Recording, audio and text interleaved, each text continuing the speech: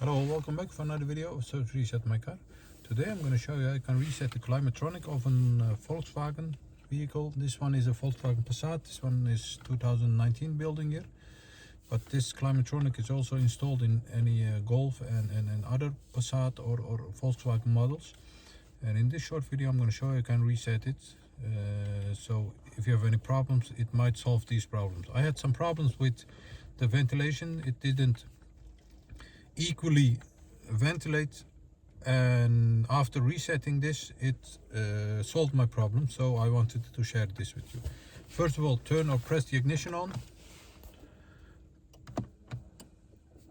This one is a press button. Then we're gonna use these two buttons, this one and this button, for about 3 seconds, and after 3 seconds release this button and you'll see that this light over here starts blinking. So let's start. 1, 2, 3, and as you can see this starts blinking with this one. And now what it does now is that the whole system is resetting itself and synchronizing itself. And in my case it had a good result. It solved my problem.